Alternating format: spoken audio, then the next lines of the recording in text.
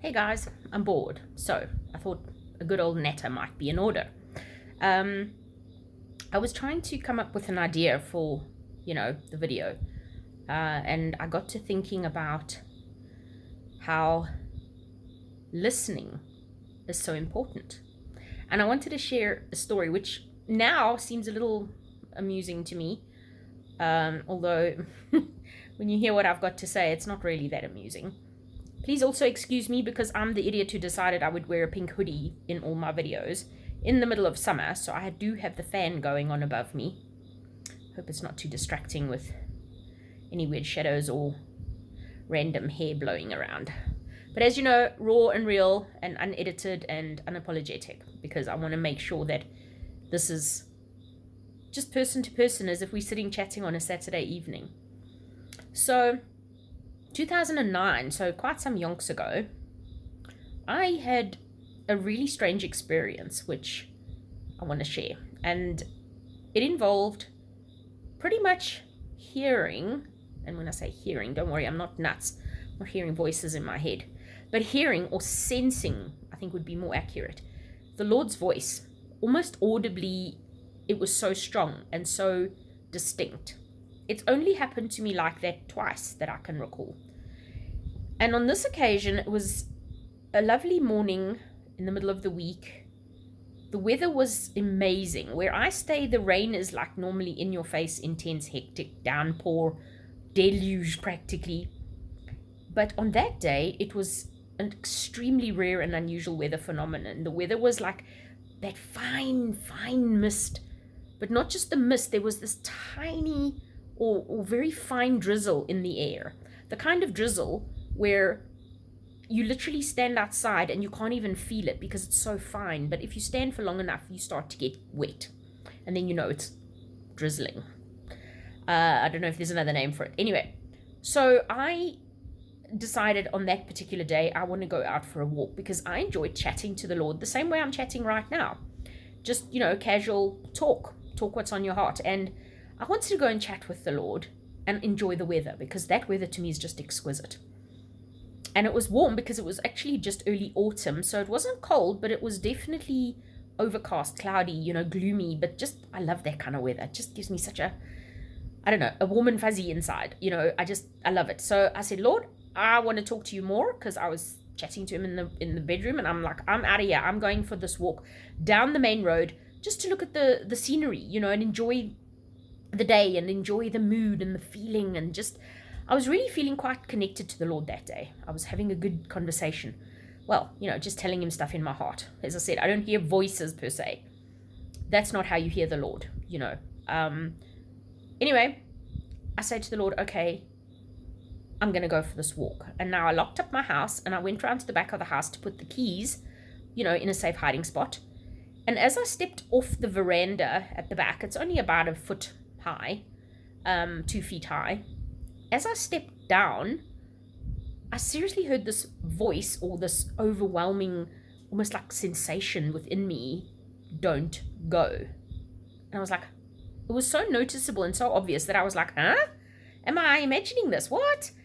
I almost felt like I was losing my mind because it was that noticeable and that obvious. And I was like, but that can't be the Lord, right? It can't, because God doesn't speak like that and you don't experience God like that.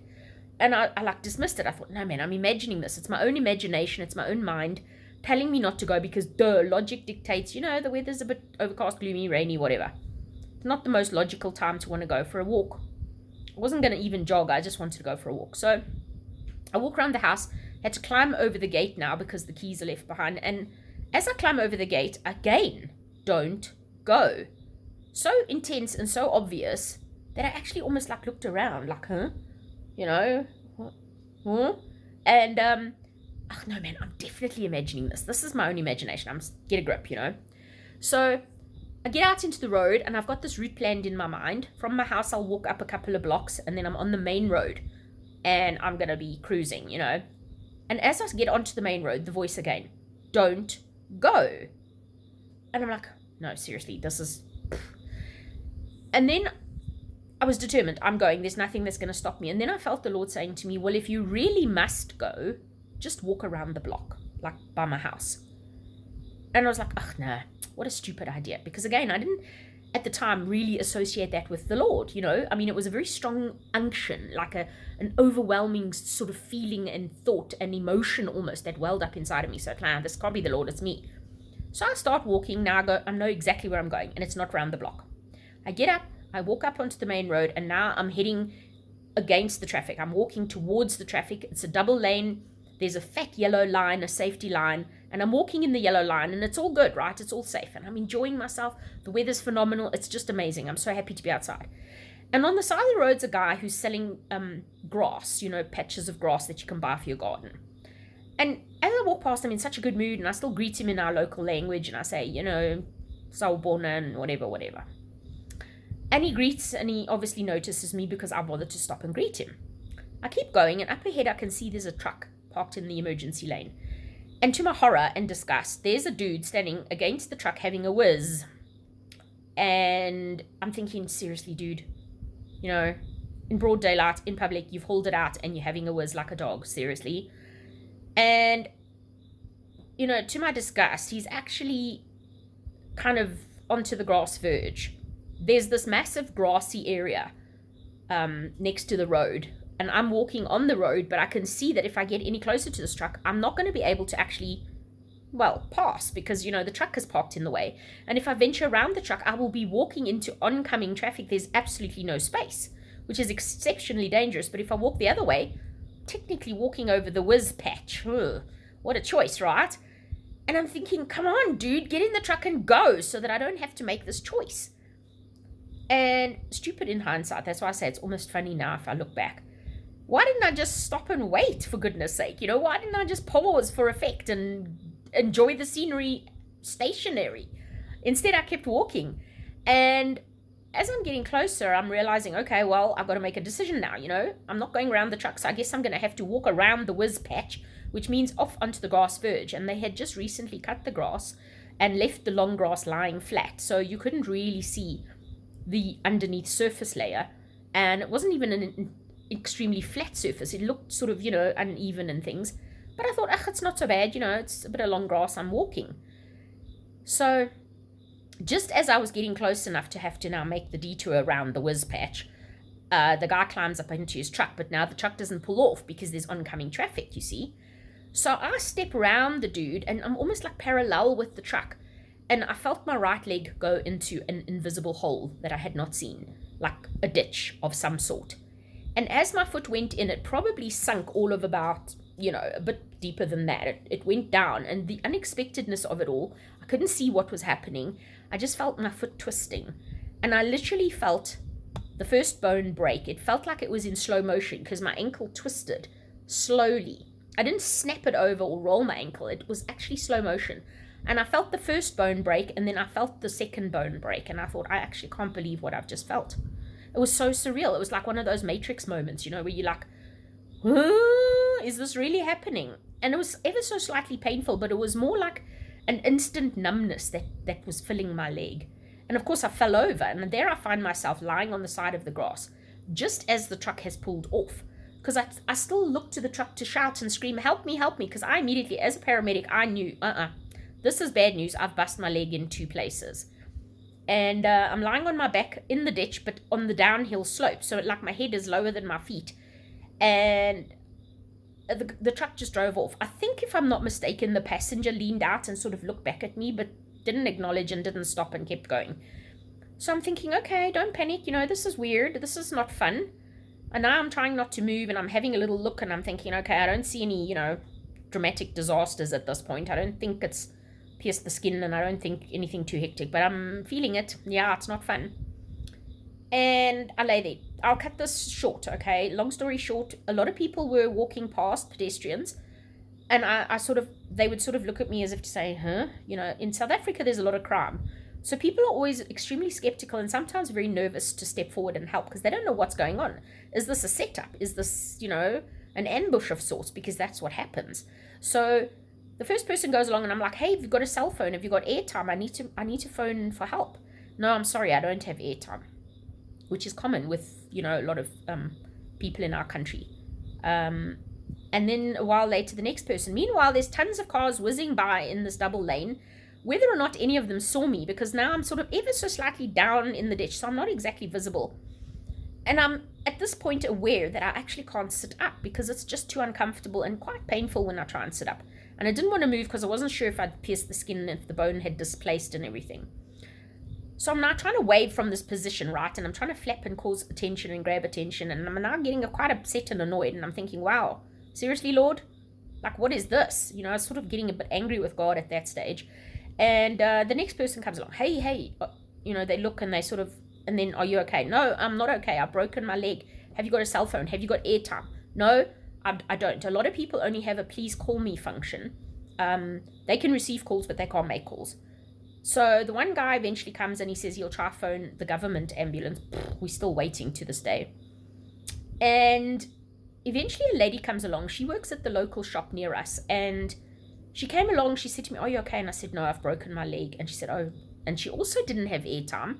But this dear lady who doesn't know me from a bar of soap, she sits down in this misty, rainy, whatever, next to me on the road, and she's waiting. This dude that had seen me from the grass patch, he was further up the road.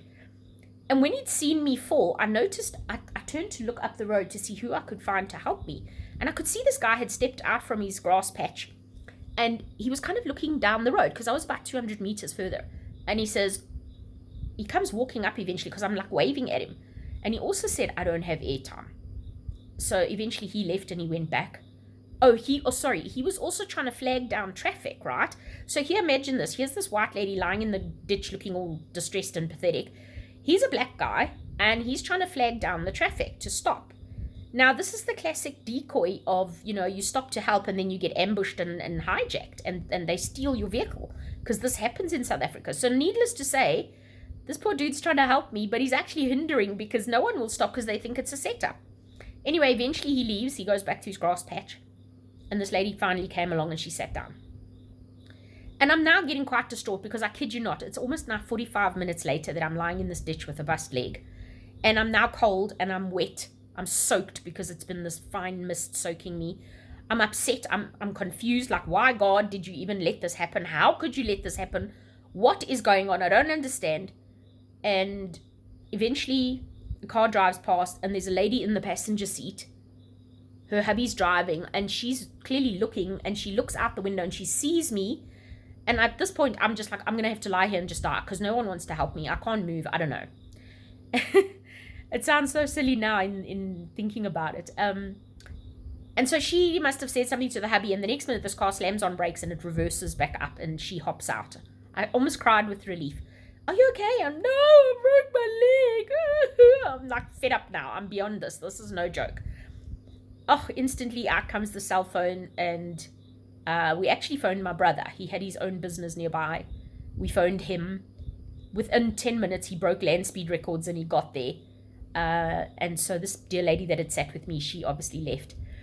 So my brother arrives and I'm like, well, and I'm feeling very sorry for myself at this point. And he tried to lift me up. And I said, ow, no. Then it was really painful. And I realized, something's very wrong.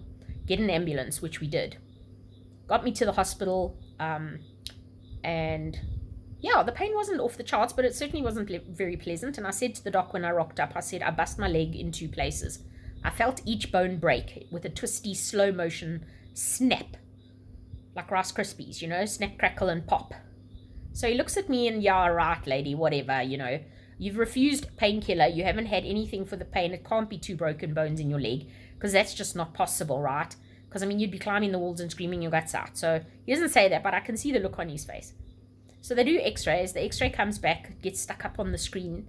And I mean, medically trained, so I know the routine, right? So as it arrives, I turn and I look, and I could already see from where I was lying. There it is, broken bone number 1. I couldn't see the second bone. It was quite a small break, thankfully. But the doctor turns to look at me as if to say, huh? Wow, she came in and told me she broke 2 bones, and guess what? She broke 2 bones. Anyway, so what transpired after that was almost 2 weeks of misery, because I refused to have surgery when the specialist said I needed surgery. The pain was off the charts, excruciating for those 10 days. And at the next checkup, I said to the doctor, let's do the surgery. I can't live like this. I'm in agony. And we did. We put a plate and screws in. To make it even worse, the plate and screws were causing a reaction in my body, and my body was trying to reject this foreign body, the metal in me. And I was getting these weird electric shocks shooting up my leg. I can only compare it to like when you chew on a filling with foil. You know, if you've got a metal filling and you chew foil inside, and it gives you that doing, and it gives you that horrible ugh. That's what my leg used to feel like, and it would happen spontaneously and randomly. And this went on for 8 months because the doctors wouldn't remove the plate and screws until everything had healed and stabilized fully. So for 8 months, I walked around with this constant reminder of the day that I decided not to listen to God. Because I had clearly heard God's voice, and he'd given me, I don't know how many opportunities to abandon said mission that I was on. And I'm getting to a point, I promise, if you're even still listening. So, you know, after 8 months, I had the plate and screws removed, and instant relief. Those pains stopped, those shooting pains were gone, and my leg healed. And yeah, here we are, you know, how many years later.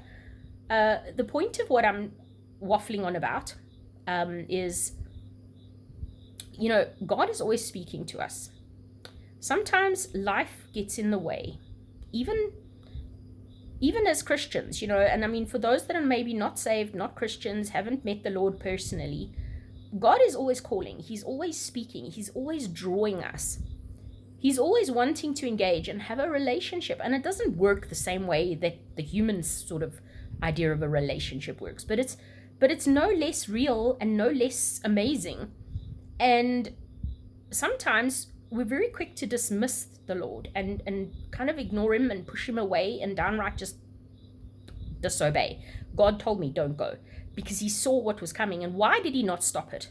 It took me a long time to process that whole thing and to actually realize that God is sovereign, but he's also implemented free will and choice. And God does not force us to do anything. You know, he's not a dictator, and he's not aggressive, and he's not a taskmaster or a slave master or any of those other weird things.